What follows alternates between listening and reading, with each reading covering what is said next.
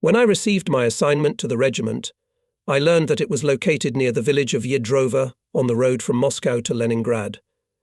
The railroad station had the same name. I reached Yedrov by hitchhiking. It was about 10 kilometers from Vypolzov, on the shore of a large lake. The village is quite large. Not far behind the village I could see a coniferous forest. I asked the first commander I met where the regiment headquarters was. I was pointed to one of the houses on the outskirts of the village, which was closer to the forest. All formalities were quickly settled, and I was assigned to a battery, which was part of the division. There were usually 3 such divisions in the regiment, with 3 batteries in each. They were armed with 76 mm guns of the 1902 model. With such guns, the Russian army fought in the First World War. Each gun was driven by 6 horses harnessed in pairs, that is, one pair after another. The division was housed in dugouts, and there were primitive, hastily built stables nearby. The battery commander was Senior Lieutenant Dolgopolov, a former engineer of one of the factories. The cadre commander of the division, Captain Butorin, did not call him otherwise than Engineer Dolgopolov, expressing some disdain for his former profession. The deputy battery commander was a cadre officer, Lieutenant Proshok. He usually drew and looked down on the rest of the officers called up from the reserves. The commander of the reconnaissance platoon was a reserve Lieutenant Mosipovits. He was a hard worker, with a purely rustic thoroughness to his official duties and our simple life. The commander of the first firing platoon and the senior on the battery was Lieutenant Olkovic, a Leningrader balagier and master of jokes. He was also from the reserve. The commander of the second firing platoon was a lieutenant with a Polish surname, I think also from Leningrad. All of us, platoon commanders, were located in one dugout, and not far away were the dugouts of the battery commander and his deputy, as well as the dugout of the personnel. In our dugout for each of the poles was made a makeshift bed on which were laid a pile of spruce branches, a straw mattress, the same pillow and a soldier's blanket. The canteen was in the open air. It was not even a canteen, but a field kitchen, from which each of us received food in a kettle and, seated under any pine tree, had a meal.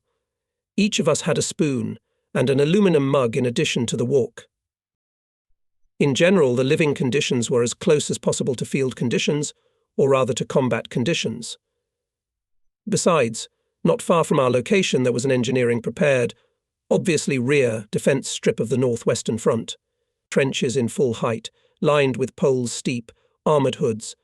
Part of the trenches were covered, there were bunkers and other defensive structures. What did the Reserve Artillery Regiment do at that time? The main task was to train soldiers and sergeant specialists for the front. Conscripts who had no special training, as well as those recovering from hospitals, arrived here. Here in the regiment there were horses, which were also trained to act as a pulling force in the horse artillery. Here were also horses that had been wounded after their treatment in field veterinarians. I, as I mentioned before, was appointed commander of the communications platoon instead of the former platoon leader who had left for the front. I had to teach the soldiers the wisdom of field telephone communication. It turned out that I myself was learning and teaching my soldiers. It should be borne in mind that I was only 18 years old, and most of the soldiers were much older than me, even 2 or 3 times older than me. I think it is easy to understand that in order to teach others, it is not enough to have only special knowledge, you must have at least a modest life experience. In fact, I had neither of these. Life-wise sergeants and soldiers helped me. Subsequently, at the front I met former subordinates. One platoon, which I trained, was sent to the front almost in its entirety to the Army's Communications Regiment. I met them somehow. They remembered our platoon and their studies in the Reserve Artillery Regiment with gratitude. A lot of effort and time was spent on taking care of the horses. In our battery sometimes there were up to 100 horses. They had to be fed, cleaned. Sometimes when the next platoons went to the front, we, the commanders, got 10 horses each. Practically from morning till evening we were busy with horses. In addition, regularly, at least once a week, the division commander conducted a brooding of horses. This is a kind of check on the condition of the horse, including its cleanliness. The commander of the division, Captain Butorin, before the war, a cavalry artilleryman, was especially zealous about the condition of horses. Together with his deputy on political part, Captain Butelin and the Chief of Staff in white gloves checked the most secret places of the horse, and if the gloves were covered with dirt, then the penalty could not be avoided, gave another hour of time and again check. Almost daily riding lessons were held with all the officers of the division. On a small clearing in the forest was equipped with a primitive riding arena. The division commander stood in the centre of the arena with a long twig and gave commands training trot, march, bolt to the left, bolt to the right, drop the stirrup, etc. It was especially difficult when the command drop the stirrup was given. We had to sit in the saddle of a horse galloping at a training trot, holding on with our legs. Our legs got tired quickly, and we could hardly stay in the saddle, or even fall from the horse to the ground. We managed to insert the outside leg secretly from the commander into the stirrup. We moved in a circle, and he did not always notice or pretended not to notice. But often for such liberty the horse was hurt. The long rod got it, and sometimes even the saddler, so that he did not cheat. Each of us was assigned a riding horse. I had one too. It was obviously an ordinary collective farm horse mobilized for the army. It did not know the commands, and I tried to drive only a tractor in the school, and at first I did not know the cavalry commands. Moreover, I did not know how to cut a vine at a gallop with a sabre. There were cases when instead of a vine the horse was hit on the right ear or from behind on the croup. I, however, did not have such a case. Soon we received horses from the veterinary hospital after treatment for wounds. I chose a puny, thin-legged horse, saddled it, sat in the saddle and spurred it. The horse immediately stood on its hind legs and did a cavalry-like candle. I did not expect such a thing and found myself on the ground. The horse stood next to me with its ears pressed back, waiting for punishment. Of course I did not punish it. I stroked it, calmed it down, realized that I should act carefully with spurs with this horse. I sat in the saddle and went to the riding arena, expecting to teach the horse to carry out cavalry commands. At the trot, I give a voice command bolt to the right. March. The horse instantly executed the command, a 360-degree turn over the shoulder. I, of course, did not expect such a jump. I thought that it was necessary to duplicate the command with the action of spurs. For each command there is a certain action by spurs, so I was on the ground again, flying out of the saddle when the horse made a sharp turn. I had to apologize to the horse for my oversight. I realized that I was dealing with a well-trained cavalry horse. But then, during the training ride, all I had to do was to stay in the saddle. The horse itself clearly and quickly carried out commands, for which I several times received praise from the commander, although 70% of it was the merit of the horse. We became fast friends. Every time I went to the stables, I would bring her a piece of bread sprinkled with salt. She already felt from afar that I was coming, and joyfully slowly roared. In general, the horse is a kind and intelligent animal, quickly gets used to the owner, and if you treat it well, it becomes loyal and affectionate, horse affection, of course. She'll rub her face on your shoulder or your cheek. During the war years I had to deal with a horse almost all the time, and if it died or for some reason went to another part, it was a loss of a close friend for me, and obviously for it. Such was the case in September 1943, when our division switched completely to Metiaga. The army demanded and strictly enforced cleanliness in the stables, no worse than in any barracks, but you had to spend a lot of labour to achieve it. We built the stable ourselves. There was a forest around. It turned out to be quite decent. There were more than 100 horses in the division, so the stable was big. We were supplied with forage centrally, including hay, but in summertime we went to make hay ourselves. It was difficult to be on duty in the stables. It was obligatory to appoint an officer as a duty officer, who was assisted by several day watchmen. They were charged with the duty to do all the work in the stables. It was necessary to work there for a full day to do all the work. The stable outfit had no right to rest even at night. Often in the division and in the regiment organised all kinds of equestrian and horse battery competitions. At the first ones they usually evaluated the horse, and of course its owner by training, the horse's ability to correctly execute commands. At the second, the ability to quickly, coherently take a firing position in time to change it, etc. That is, what is practically done in a combat situation. Our firefighters, as they call the firing squads and platoons that provide maintenance of guns and firing from them, performed all the required actions dashingly. Under the leadership of their commander, Lieutenant Olkovic, they were rushing swiftly across the field without a road, bouncing on bumps so that it seemed about to overturn, but everything went safely. In general, the sight was interesting. Up to a dozen of gun crews at a trot, or even at a gallop, flew to the firing position, quickly unhooked the guns, put them in a fighting position and simulated firing. Even the horses felt and gave in to the excitement of the competition. My platoon also sometimes participated in such competitions, providing the battery's fighting order with telephone communication. In 1942 there were still few radio stations. In artillery there was a radio station 6PK, but they were few. Besides, it was bulky. It consisted of 2 packages. It was carried and serviced by 2 men. At the school I had to deal with it. It was unreliable, and the main means of communication in the batteries throughout the war remained telephone communication. In the winter of 1941/42, we sometimes had to clear the runway at the front airfield in Vypolzov. We walked 10 kilometers in the evening, and then spent the whole night clearing the runway of snow. As a rule, all night it was snowing, quite heavy, and we were shoveling it all night and dumping it outside the runway. The work was tiring, and we platoon commanders worked together with the soldiers. There was nowhere to warm up. The strip was long. The airfield buildings were far away. We warmed ourselves with a shovel, shoveling snow falling from the sky. Training and work in the battery and division went their way. Almost the whole day was occupied with work. There was almost no personal time.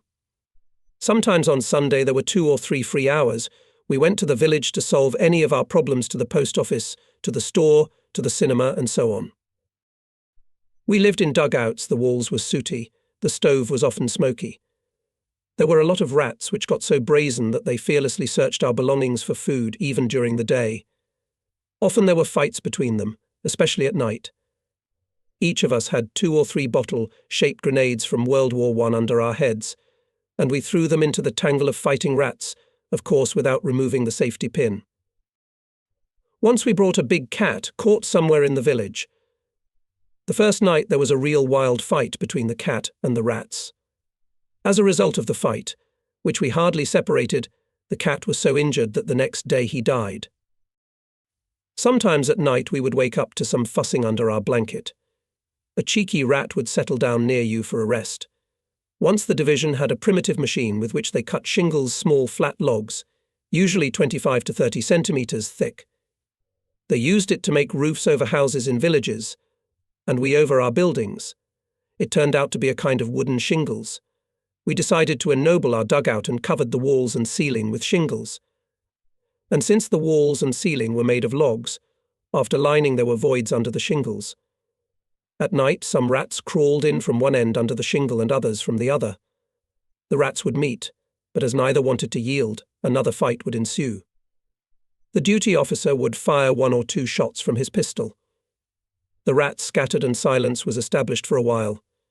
We fell asleep, but soon the pattern repeated itself, so we had to sleep at night. In the spring and summer of 1942, mosquitoes were bothering us. The forest, the proximity of the lake and marshes favoured their breeding, and they mercilessly attacked us, giving us no rest, neither day nor night. Only when we dozed off, covered with a blanket, a mosquito with a nasty itching got in somewhere and did its work. We had to put on a gas mask without a box at night. We were young and, of course, we were up to all sorts of mischief. Just when someone dozed off, they would sprinkle fag or pepper into the corrugated tube or even make smoke. They had to tear the gas mask off their heads when they were sleepy, often with a tuft of hair. Life went on as usual. Sometimes enemy planes appeared and dropped bombs, mostly on the village and the station. We were well sheltered from aerial observation by a dense pine forest. To wash in the bathhouse we walked to Vypolzovo. One day in the summer of 1942 our column entered the village, and approaching the centre, pulled up, took a military look and sang the song "Get Up Country Huge, Get Up for Mortal Combat."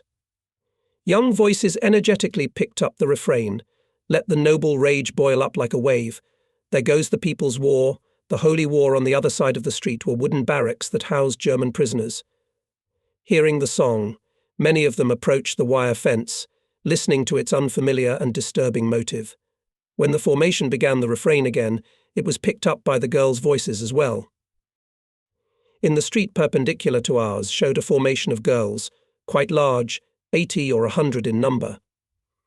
When they heard our song, they joined us in the chorus with gusto.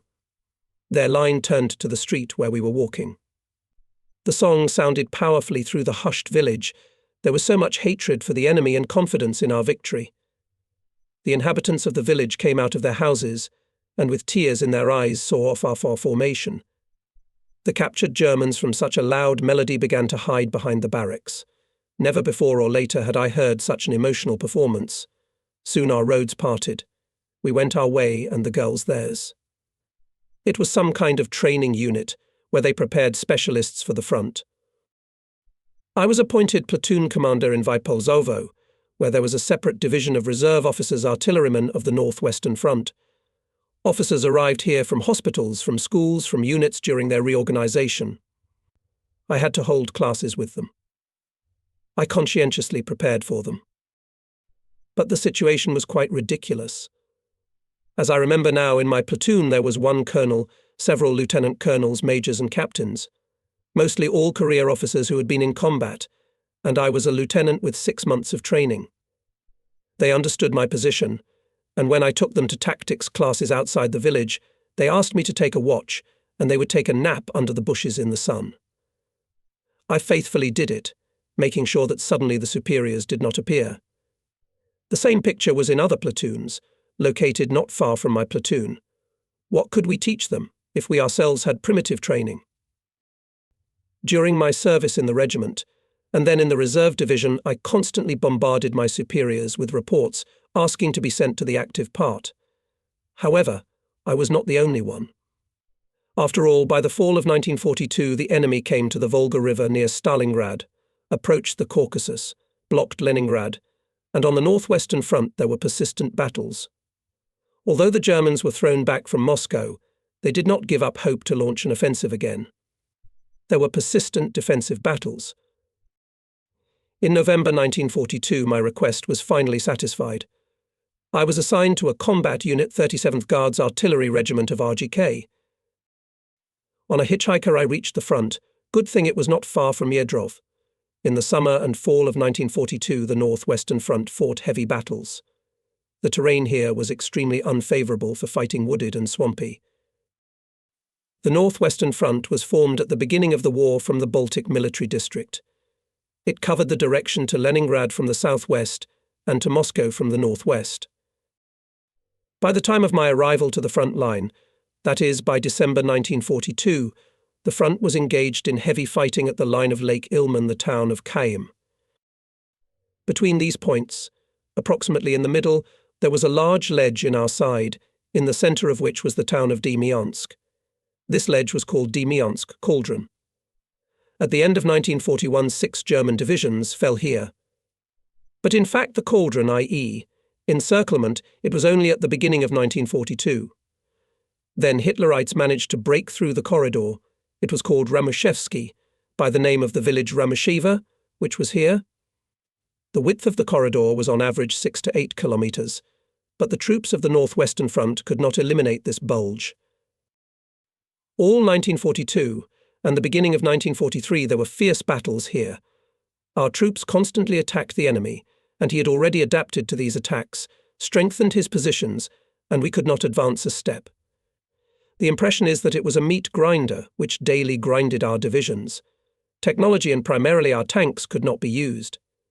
We were surprised and even resented that the attacks were conducted in a straight line and practically in one place. And only after the war one realized that these attacks were forced, so that the enemy could not remove from our direction at least part of his troops to transfer them to the Stalingrad direction or to the Caucasus, where there were also fierce battles. But at the cost of huge losses, the front managed to fulfill this task. In addition to the usual field troops, naval brigades from the Far East fought here.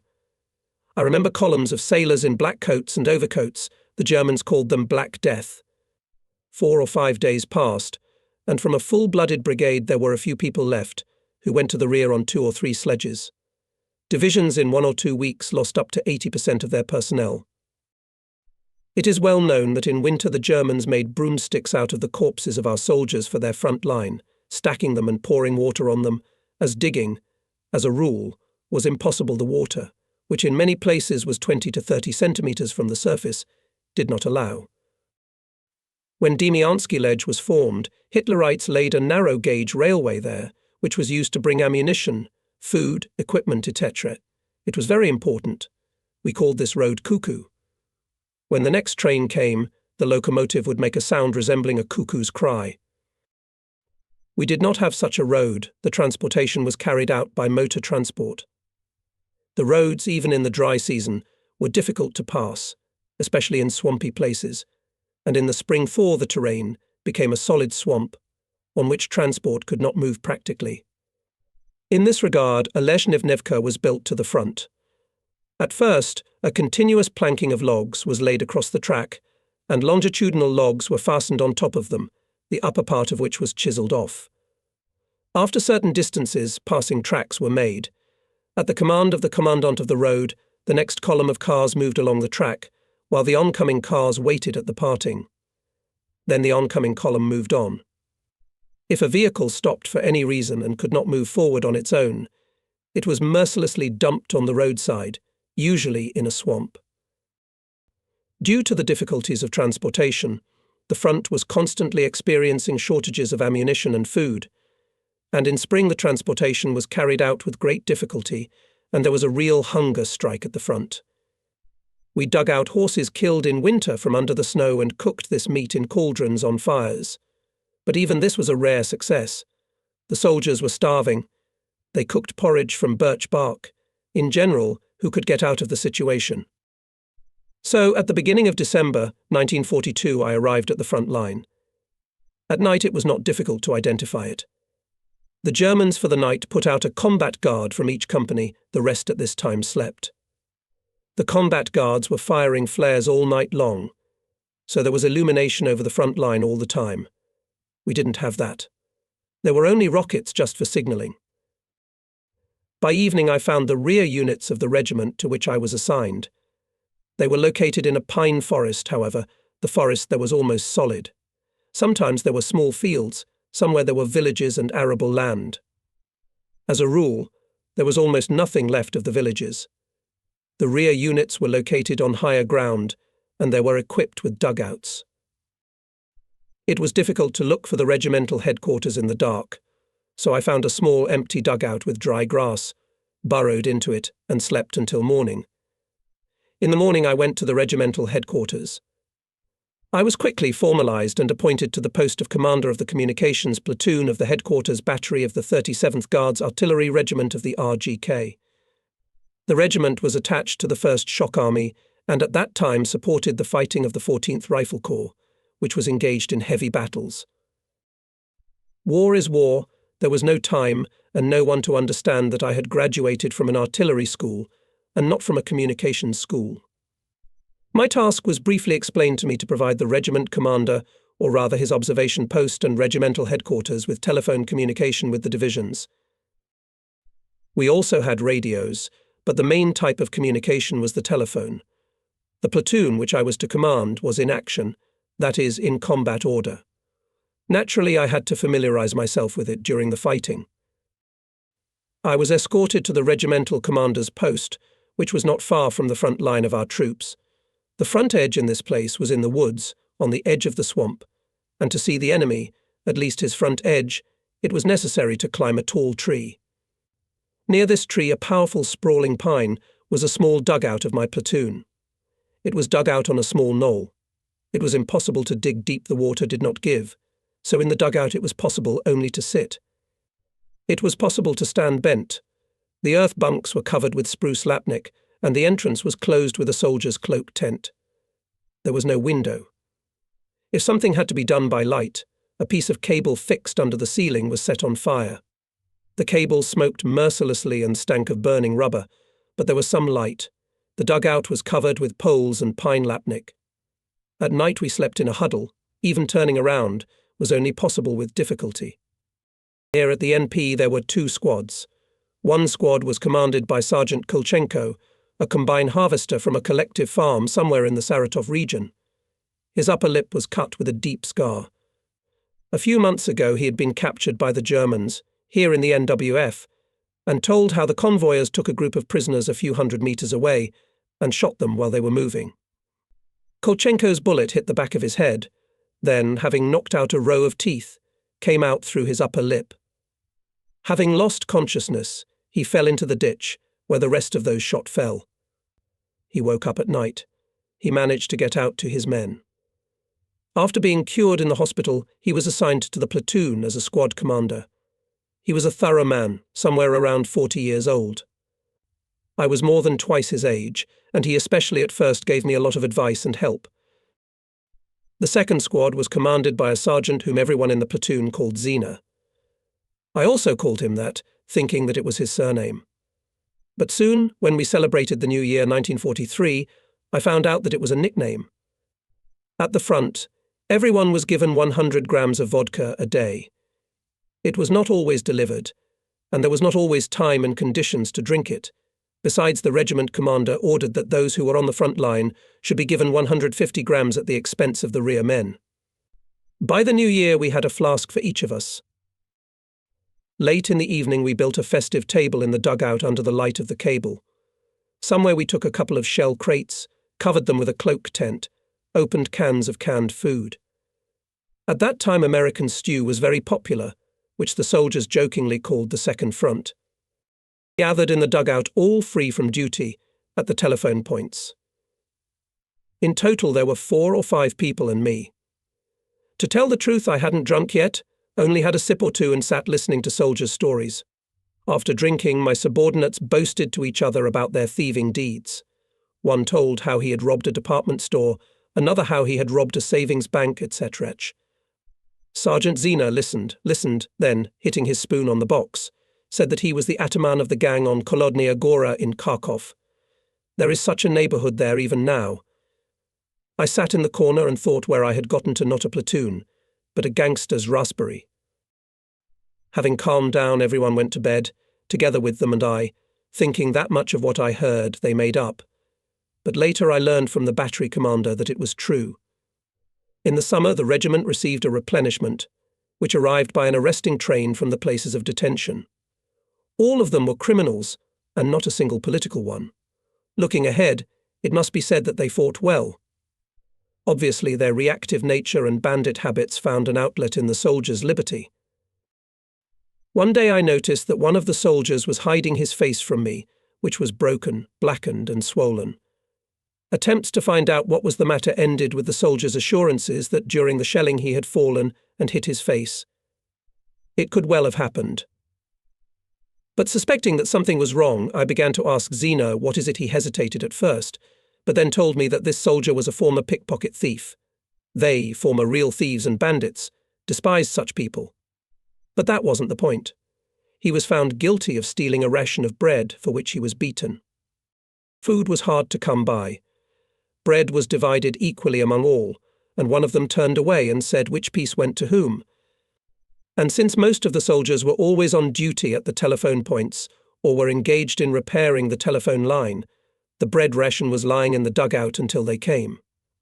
So this thief got into the habit of sneaking bread. The soldier remained hungry practically all day long, having been deprived of his bread ration. Meals at the front line were usually 2 times a day in the morning before dawn, when it was dark and the enemy could not see, and in the evening when it was dark. In general, daily life at the front was the most primitive. All day long there is a fierce battle, and only have time to do your job, which I will tell you about below. In the evening the battle usually subsides, you need somewhere to dry off and rest. Our dugout had no stove. We dried by the fire, and in order not to be noticed by the enemy, we arranged it somewhere near the roots of a dislocated tree or in a funnel, if there was no water there, and sometimes we made something like a hut out of spruce lapniks and dried there by a small fire. Here they also got rid of lice, of which there were many, and some of them were literally swarming. They took off their shirts or underpants and held them over the fire until the lice were properly roasted. The same procedure was done with the outer garments. However, an overcoat or a dungaree could not be put over the fire, and the lice remained there. During the day, while you were running, you could not feel them, but at night they were bothering you. We went to the bathhouse not more than once a month. The bathhouse was a small area fenced with branches, and lapnik was placed on the ground. All the clothes, except for the belt and boots, were given for roasting, which was an ordinary iron barrel. Some water was poured on the bottom of the barrel, chocks and a grate of rods were put on it, and the uniforms were laid on it. The barrel was placed over the fire. The water in the barrel boiled and the clothes were steamed with hot steam. This procedure lasted 1 hour. During this time, everyone was given a bucket of hot water for washing. Naturally, most of the time we had to dance naked in the cold, especially in winter. Soldiers and officers had no bedding. An overcoat or a half coat, a trench coat, a duffel bag that was all the dowry. If we managed to squeeze into a dugout, we slept together, pressed against each other to keep warm. Sometimes, if the situation allowed it, a fire was built in the evening, or rather, before dark. When the ground under the fire got warm, the coals were raked out. Lapniks were laid and we lay down, covered with a cloak tent. It was warmer that way than in an unheated dugout. As a rule, there were no toiletries either. It was good if one managed to rinse his face in the morning from a puddle or a swamp, wiping it with the hollow of his overcoat. Most of them were grimy from the soot of the fires. In general, life was the most primitive. Now a few words about the front, or rather, the front line. That was the name of the front line and the nearest rear, shot by rifle and machine gun fire. On the first day, my ideas about the front were fully confirmed. At dawn, a fierce battle began. Our troops tried to attack the enemy. He, of course, with all firepower, repelled our attack. The rumble of our artillery and mortar cannonade merged with the rumble of bursts of enemy shells and mines, the crack of machine gun, and rifle shots, shouts of hurrah, swearing, shouts and groans of the wounded, all this merged into a continuous heavy rumble of battle. This music was supplemented by air battles in the sky, furious bombing and assault strikes of enemy aircraft. Near the front line, the forest was very badly battered by shells and bombs. Most of the trees were broken or cut by shrapnel at various heights. The ground was riddled with trenches, almost entirely dotted with craters from bombs and shells. In the air constantly hung the stench of bursting shells, mines, bombs, fires. The wounded, as a rule, got to the nearest medical stations by themselves, which is 1.5 or 2 kilometers away, whereby crawling, whereby hitching a ride. The orderlies were busy only with the heavy wounded, those who could not crawl on their own. I remember a boy junior lieutenant, just like me, who with his chest shot through, clasping the wound with his hand, was half unconscious and wandering to the infirmary. I could not help him. I had urgent combat work, which is discussed below. The dead, and there were many of them, were buried here. However, buried is too loud a word. At best, they covered several men with a cloak tent and buried them in a trench or a large funnel, where there was often water at the bottom. Often they were buried without any cloak tent, face down. It was not uncommon for the dead to lie unburied for several days. I remember in one place there was a spring, 300 to 400 meters from the front line. The trees there were almost all broken by shells and bombs. It was in winter. Soldiers from the nearest units would sneak there to get a pot of water. An enemy sniper, hiding somewhere obviously in neutral territory, was doing his black work. When I got there were already 4 or 5 corpses lying near the spring. At first I didn't understand what was the matter, took a little sip and went on. After 20 to 30 paces, I heard the click of a bullet and turned around. The bullet had gotten another victim, who had come to the spring after me. My task during this period was to provide a wire line of telephone communication between the regiment's observation post and the observation posts of the division commanders, which were directly on the front line in the battalions of the first line. The regiment commander's observation post was located on a strong pine tree about 600 to 800 meters from the front line. A makeshift ladder was attached to the pine tree, and a small platform of poles was made between the branches. Several sheets of iron were reinforced there for protection from bullets and splinters. All day long, either the regimental commander or his deputy was there directing the fire of the divisions. There were 4 divisions in the regiment. The NP of each of them had a telephone line that was laid on the ground. There was no time to hang it from trees. Besides, the hanging line was often broken by shrapnel and sometimes by bullets. On the ground, in many places, ran a large number of telephone lines of different units and divisions. All of them had the same cable, and if a shell or a mine tore several lines with shrapnel, it was not easy to distinguish whose line was whose, especially at night. And the commander demanded constant communication. We had to rotate all day and often at night. The platoon was not fully staffed. At each point, instead of 2 or 3 telephonists, was usually one, constantly day and night, for weeks, months, holding a telephone receiver to his ear. The soldiers adapted to this as well. They tied a small loop of twine or a piece of cable to the telephone receiver and put this loop on their heads, so that many even wiped their hair at the place where the rope was. The telephone could not be abandoned for a minute during the day. Commands and orders were transmitted all the time, and at night every 10 to 15 minutes the serviceability of communication was checked. And if the telephonist did not answer the call, a lineman was sent to the line. I remember one night the telephonist of one of the points did not answer. His call sign was Kazan. There was a soldier on duty there, a Tatar by nationality, who spoke with a rather noticeable accent. I called him several times, but there was no answer. All the telephonists were on other lines, so I had to run myself. I took the line in my hands and ran along it in search of a gust. It's night, it's dark, you can hardly see anything. I ran about a kilometre. The line was intact, and it went to a small dugout where the telephonist was sitting. The dugout had a small ceiling of logs. The entrance to it was through a hole in the ceiling. The depth of the dugout was a little more than a metre.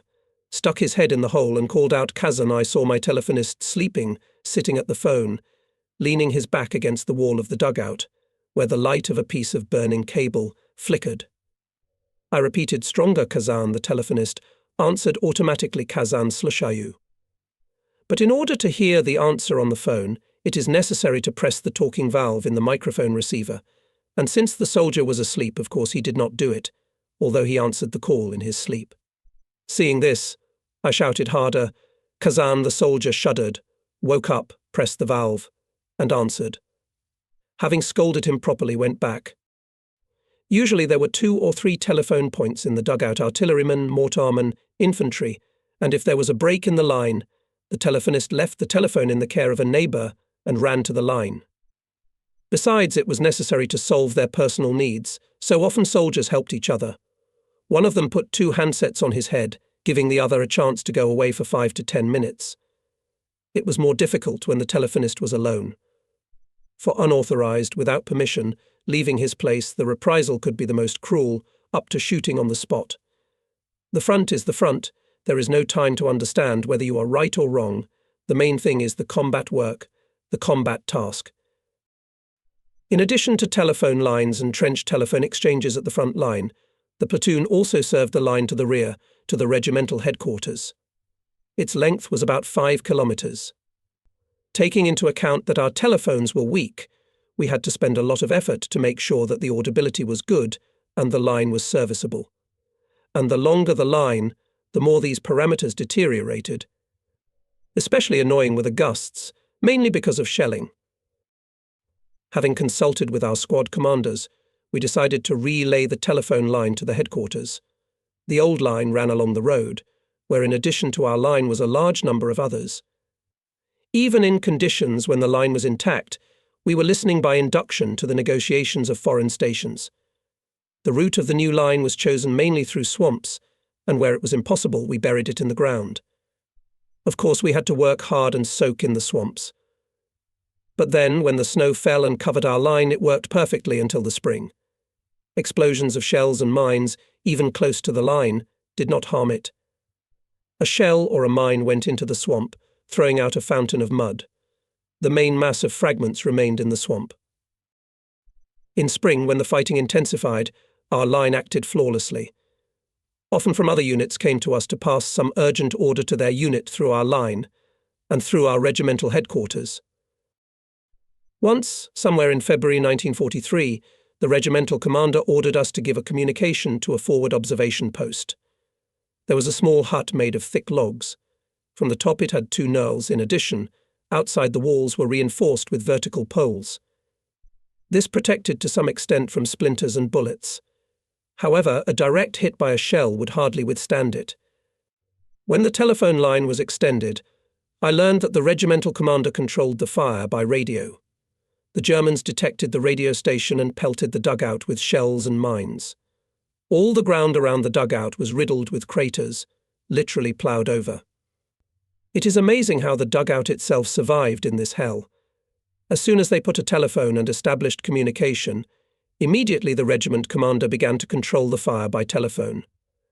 Another enemy artillery attack. The ground next to the dugout is getting puffy from the bursts. Mostly they are torn in the rear of our dugout, 50 to 70 meters behind. Communication, of course, is out of order. The regimental commander demands to quickly restore communication to transmit a command to suppress the enemy battery. How to send a soldier to such a scorcher. And I only have 2 of them. Jumped out one of them, and maneuvering between the ruptures, ran along the line, holding it in his hand. Soon the connection was restored, but literally for a few seconds and then again cut off. I realized that the communicator was killed or badly wounded if he could not restore the line. I'm sending a second. We watched through the doorway with the chief of communications of the regiment for his game with death. Another burst, or rather a series of bursts, and my liaison officer falls to the ground like a hamstring killed. Soon the artillery attack stopped, but I know it won't last long. I jump out of the dugout and run as fast as I can along the line, jumping over the funnels. There is a gust. I quickly clean and connect the ends. Connected the device. The connection to the side of the NP is there, but in the other, no. Running further, another break. And then another fire attack began. I found myself in the center of this roiling volcano. 2 or 3 seconds between bursts, and I rushed forward and fell into the funnel. I found the other end of the line, lying in the mud in the funnel.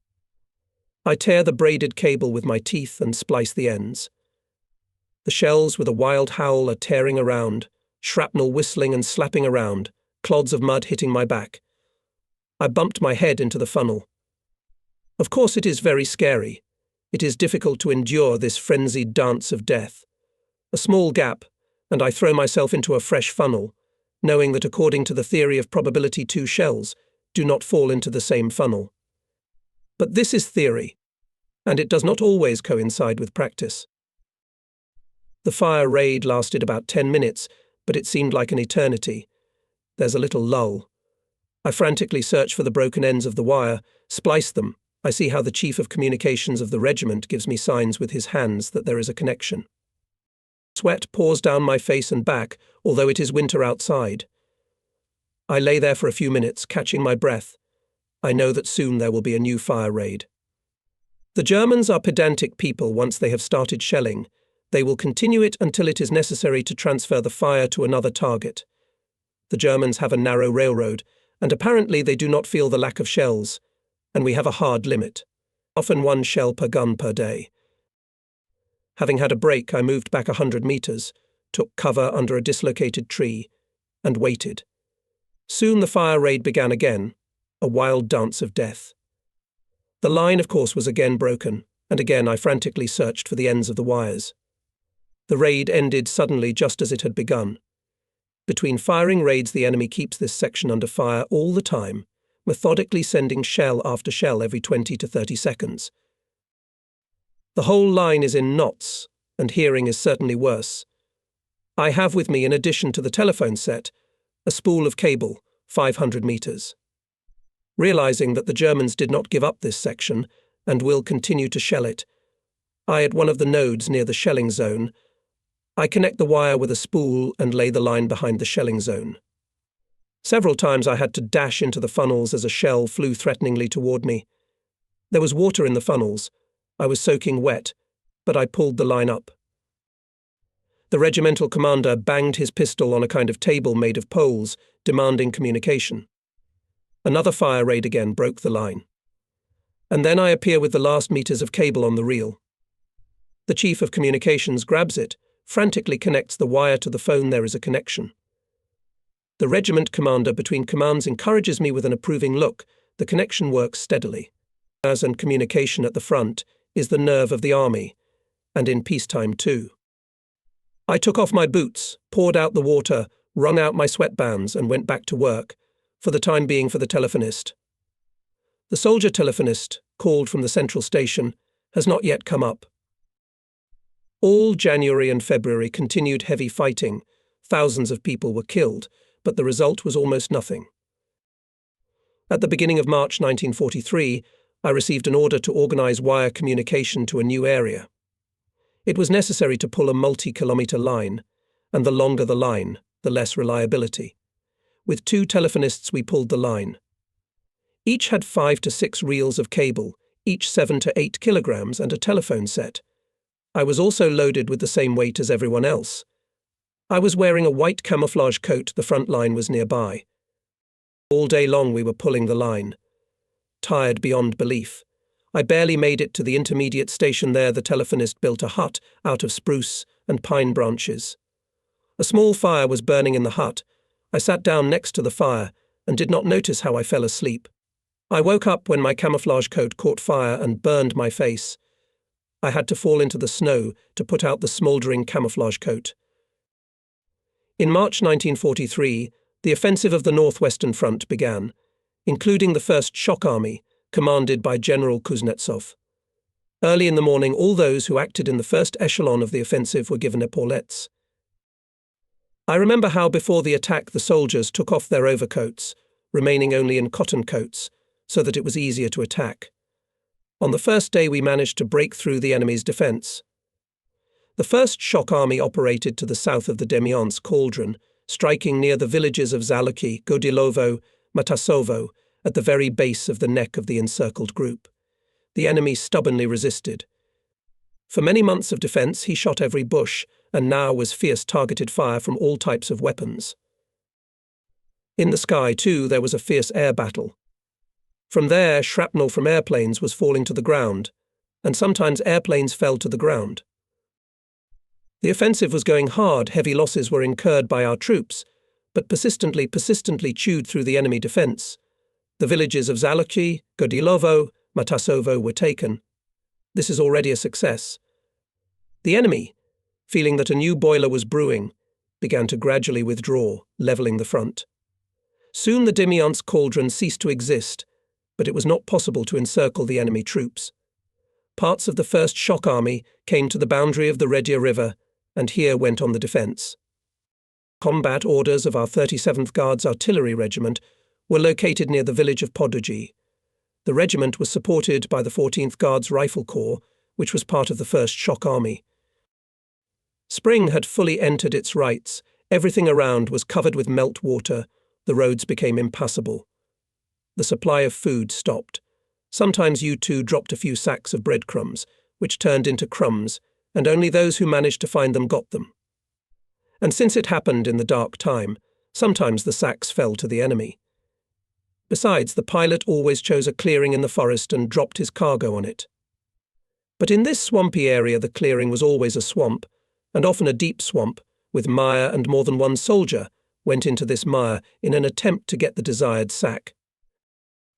There was no food at all, and hunger was thoroughly agonizing. Sometimes we managed to get cranberries in the swamp, and gnawed birch bark. Once the squad commander, Sergeant Tikachuk, shot some bird, either a magpie or a crow. We boiled soup and ate it in no time. It was considered good luck to find a dead horse. It was immediately cut down to the tail. Everything was used for food. It was boiled for 3 or 4 hours. During this time a lot of foam came out of it. Often horse meat was already years old and of course tough. But hunger did its work. Often in spring a carcass, killed in the fall, appeared from under the snow. It was also used, although as a rule it had a stench. In general, food, especially at the front line, was meagre and irregular. We had to starve often. For the battles in January-March I was awarded the Order of the Red Star. The order was signed by the commander of the 14th Guards Rifle Corps. However, I have not seen the award list and do not know what was written there. Of course, I was proud of this award. I was only 19 years old. I will describe this episode of front life of those years in more detail. The spring of 1943 on the northwestern front came unexpectedly early. Already in March, the bright sun melted the snow. The melted water flooded everything around for dozens, maybe hundreds of kilometers. Forests, fields, numerous marshes, everything was flooded with water. Only small hillocks rose above it. Roads were scattered, trenches and dugouts were flooded with water. A sea of water, as far as visibility goes.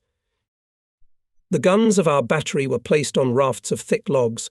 Good thing there was a forest around. I, with a couple of scouts and telephonists, was constantly on the PPP in the battalion, which was attached to our battery. We were lucky our dugout was dug on a small hillside and the water did not reach here. Active fighting stopped. There was no ammunition supply. You can't fight in such a situation. Only occasionally then in one side or the other, separate shots are heard, whether someone has disturbed the guard or some animal or bird has got on the fly. The soldiers, like hares at Grandpa's eyes, settle down somewhere on a fallen tree.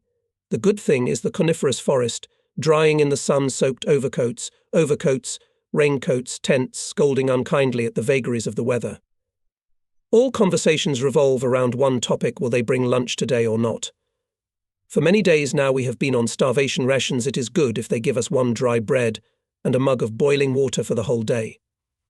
And for us, artillerymen, it is even more difficult. Our division kitchen is somewhere 5 kilometers behind us, in the rear. Try to get there on solid water. Besides, there is only boiling water in the cauldrons. We take dry rations for a few days and then cook in cauldrons ourselves. But for 2 weeks they have not given us almost anything, except some soaked breadcrumbs. All thoughts are reduced to one: what to eat. Sometimes we found cranberries in the bogs. We often picked them waist deep in water, or even fell almost headfirst into the icy bog font. They boiled something like sour cream, adding aspen bark to the berries. The food came out sour, bitter, but still hot, and somehow managed to deceive the stomach, which constantly demanded food. But for more than a week the hikes for cranberries had been fruitless. Everything around was picked.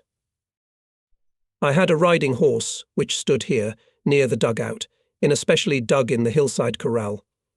Poor animal, it met me every time with a longing, hungry look. If we sometimes got some breadcrumbs, there was nothing for the horse. The only fodder was birch and aspen branches, sometimes a scrap of dried, last year's grass. We took care of our horse like the apple of our eye. My soldiers, exhausted from constant malnutrition, were no longer able to make voyages to our kitchen, 5 kilometers there, and as much back, although all of them were not a dozen. The horse helped us out. On it my soldiers took turns every 3 days to go to the battery foreman for provisions. One morning the telephonist on duty reported that I was called to the regimental headquarters. I wondered why I, a platoon commander, would be summoned to the regimental headquarters, where I had never been. I asked the telephonist on the soldiers' telegraph to find out what was going on. Soon he reported that I was called to receive an award, the Order of the Red Star, which I was awarded at the end of last year, 1942. An order is an order, and although not awarded every day and the occasion of course pleasant, but 10 kilometers to the headquarters, and as much back on the solid water, the pleasure is not pleasant. I decided to ride my horse. I went to report to the battalion commander about the received order. He informed me that he was also called, and for the same reason. We congratulated each other. Combat offered to ride together. Our headquarters were located not far from each other. Not far from our pup was a graded road. A smooth arrow cut through the forest in one direction, the district centre Podary Novgorod region. There the enemy, in the other direction, in our rear. We drive on the roadside. On the right side there is a deep ditch, filled to the top with melted water. Many parts of the road are also flooded with water. In front rides the commander, behind him his horse driver, behind me on my horse. Silence, the bright sun is warming up. Nature is timidly coming to life, green grass is peeking out somewhere. We ride by step, our horses are hardly able to trot. And we should look carefully under our feet, because we are near the front line. And minefields are not rare here, especially on the road. The road is deserted, there is no movement. We are riding, as they say, hoof to hoof. Sometimes we exchange words. We have passed about 3 kilometers. Suddenly there was a fountain of water, mud and smoke ahead. I did not have time to realize what happened, but I found myself in a deep ditch with my head in icy water. My horse was struggling next to me, trying to get back on its feet. It was good that I still had time to pull my foot out of the stirrup, or I would have swallowed water while I got out from under the horse. The icy water got under my clothes and into my boots. Ahead in the ditch, the commander's orderly is trying to get out from under the horse. I helped him to get to his feet.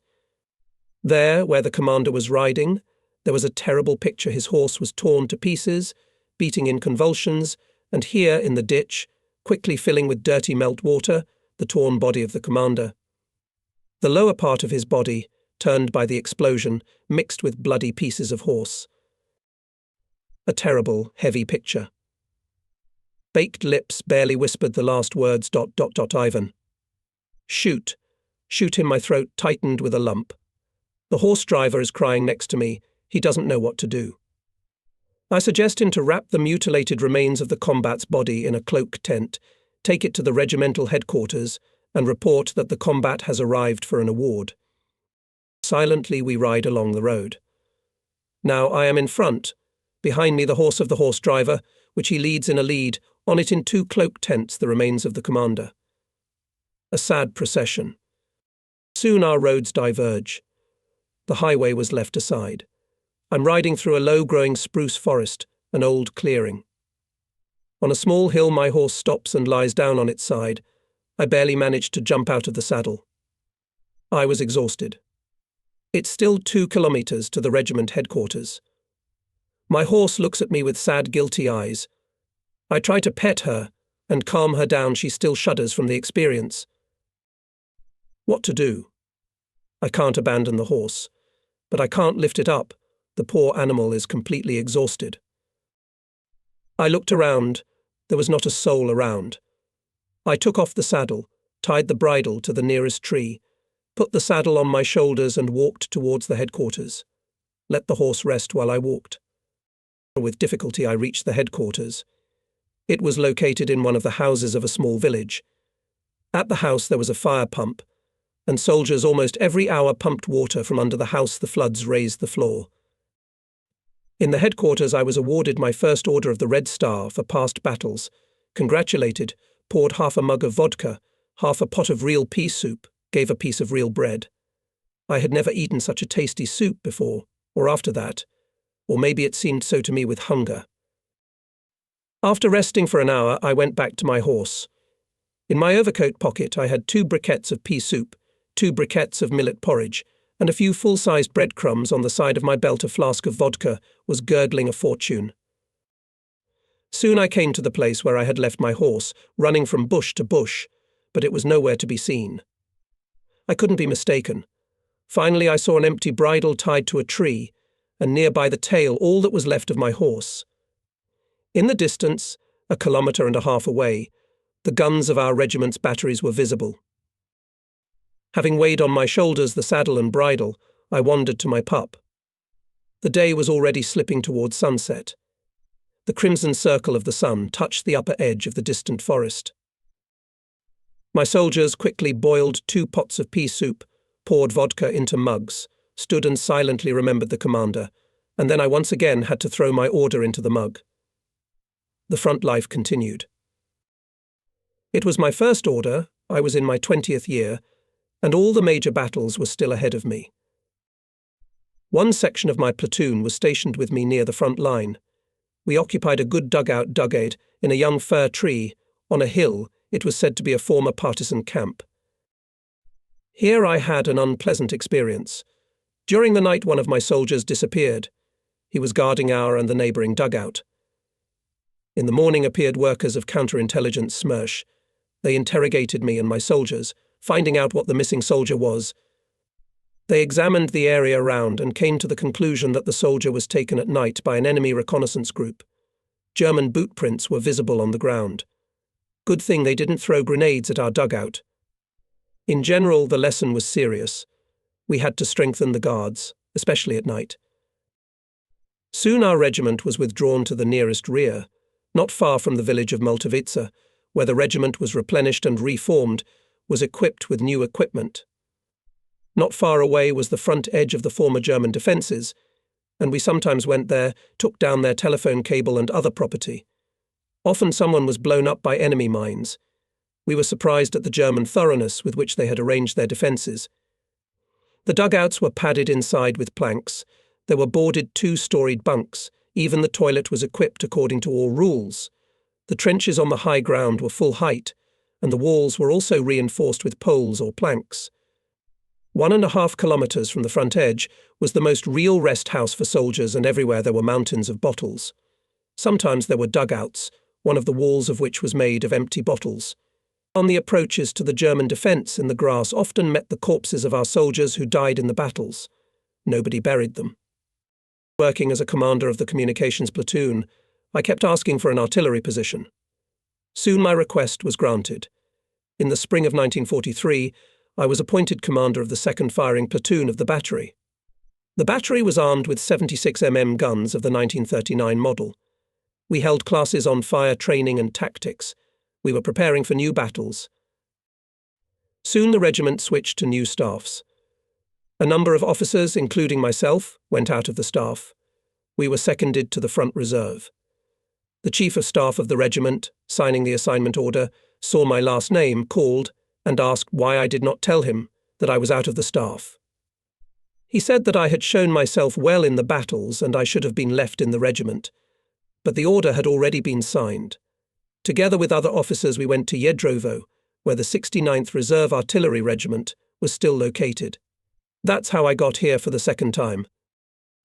The Reserve Officers' Division was stationed in the forest familiar to me in large dugouts. They were a large square pit on the right and left were earthen bunks covered with spruce lapnik, soldiers' mattresses and pillows stuffed with straw. The roof was double-pitched, with a thick log in the middle, on which lay poles covered with spruce lapnik and covered with earth. That was all the comfort, everything else was in the neighbouring bushes. We washed at the nearest bog, where a hole was dug, and there was always water. We were fed from the usual camp kitchen. The food was the most unpretentious soup and porridge for the second meal and tea. Of course there was no canteen. Primitive tables and seats were built under the trees from poles. Besides the usual food, officers were given once a month an additional ration, a can of canned food, a pack of cookies, a piece of butter or lard, 300 to 400 grams. Everyone was given tobacco. I remember they gave out flavoured tobacco usually. I did not smoke it and gave it to others. This tobacco played a cruel joke. The packets of tobacco looked like packets of tea. The cook asked someone for 1 or 2 packs of tea and put them in the dugout on the shelf where the tea was kept. Early in the morning one day, while making tea, he threw a packet of tobacco into the cauldron instead of tea. We drank the tea in silence. Then someone said that the tea was bitter. Everyone made a noise and gathered around the cauldron. The cook, sensing something wrong, picked up the brew from the bottom with a long ladle. It steamed up and looked like a pile of grass. It became clear that it was tobacco. Having argued and laughed, we parted. By evening we learned that the cook had been arrested by the military counterintelligence SMERSH. They attributed it to an attempt to poison the officers. A ridiculous case, but the fate of this innocent man was decided. In our dugout, as well as in others, there was an untold number of rats. We put the rations on the central beam under the ceiling. The rats quickly killed everything they could get their hands on. We'd come in from lunch, take a nap. As soon as everyone was asleep, the rats in a line one after another crawled on the beam, and the work began. And then, at a barely perceptible wave of the hand, several shots from pistols and nagans were fired at once. The glass jars shatter, the rats tumble to the floor and scatter. But in a few minutes the regimental duty officer comes to find out what the shooting was about. But we are already pretending to be sound asleep. Doppheit got both from the rats and from our shooting, but the rats, in my opinion, did not cause serious damage. In the reserve regiment I met with my former co-workers from the 69th ZAP. They were almost all in their places. It's not a front line here after all. I stayed in the reserve division for a month and was assigned to the 1st Guards Airborne Division. The division was on the northwestern front in the area of Staraya Russa. This town in the Novgorod region was hard hit. It was stormed by our troops for a long time. It was in the range of not only mortar and artillery, but also machine gun fire. Around Stara Russa, there were almost continuous swamps and forests. By the time I arrived at the division, the forest around the town was practically destroyed by artillery and mortar fire. I arrived in the 4th Guards Airborne Regiment in the middle of August 1943. Another attack on Stara Russa began on August 10th. This time several airborne divisions were thrown here, including our division. The fighting was fierce. The paratroopers managed to break through the enemy's defence, to overcome several defence lines, where everything was shot by crossfire, and the area was densely mined. The approaches to Stara Russa were fortified more strongly than it was possible to assume. Many tens of thousands of our soldiers and officers, including paratroopers, were killed here. Before describing my arrival in the regiment, I will briefly talk about the history of the division, where I was to serve and fight. At that time, airborne units operated as ordinary rifle divisions. Airborne troops originated from the pre-war maneuvers of the Kiev military district in 1939. At that time, small paratroopers were thrown out from airplanes. Foreign military attaches were present at the maneuvers, and for them, as well as for many of our commanders, it was a complete surprise. By the beginning of the Great Patriotic War, our army had already formed several airborne corps, each of which consisted of parachute and airborne brigades, and those in turn from battalions. The predecessor of the 1st Guards Airborne Division was the 4th Airborne Corps. It was stationed in the Belarusian military district. The corps was commanded by Major General A.F. Levashov. From the beginning of the war, the corps fought heavy battles with the Nazi invaders as part of the Western Front, which was commanded by General Pavlov, hero of the Soviet Union. He was soon removed from his post and shot for losing control of the front, although he was not at fault. Soon the corps was withdrawn from the battle, concentrated near the town of Tykovo-Gorky region, where it conducted additional staffing and engaged in combat training. By the fall of 1941, the situation at the fronts was extremely difficult. Hitler's troops blocked Leningrad, encircling it from all sides. Only through the Ladoga Lake the connection of the city with the country was maintained. In winter, the ice road was called the Road of Life. The enemy came close to the capital of our homeland. In the early days of December 1941 began the offensive near Moscow. It involved several fronts, including the Kalinin and Western fronts. The enemy was dealt a powerful blow, and he began to withdraw from Moscow to the west. To help the Western Front troops in the development of the offensive, it was decided to throw an airborne landing in the rear of the enemy in the area of the city of Vyazma. The airborne troops were dropped in the area between Vyazma and Dorogobuz, Smolensk region. The landing took place in difficult winter conditions on January 27th to 28th, 1942.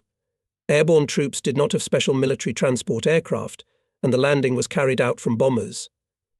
The paratroopers were armed only with light small arms.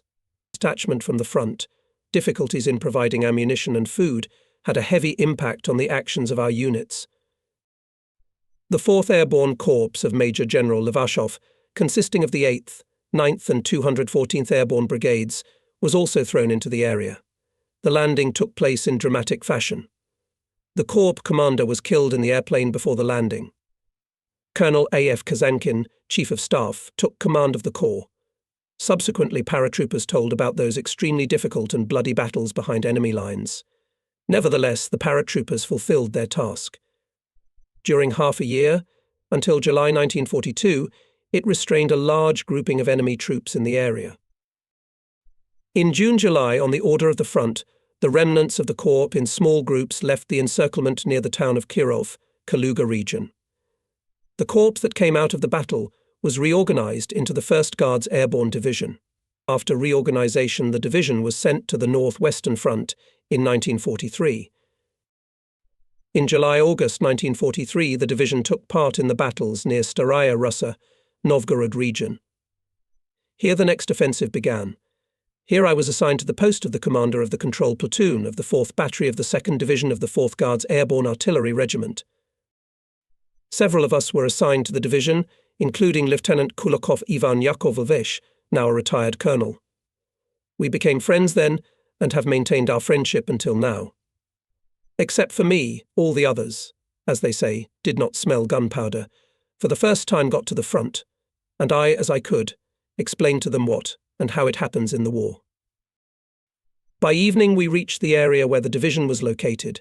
It was difficult to look for our regiment in the forest in the evening, so I suggested to spend the night and in the morning to look for the regiment. We found an empty dugout at the edge of the forest. Its floor was covered with grass. The dugout was low, you could stand only on your knees. The front lived its own life. Somewhere in the distance was heard artillery cannonade. On the roads went cars loaded with ammunition and food. All these front signs were well known to me, so I laid down on the grass, covered myself with the hollow of my overcoat, and quickly fell asleep.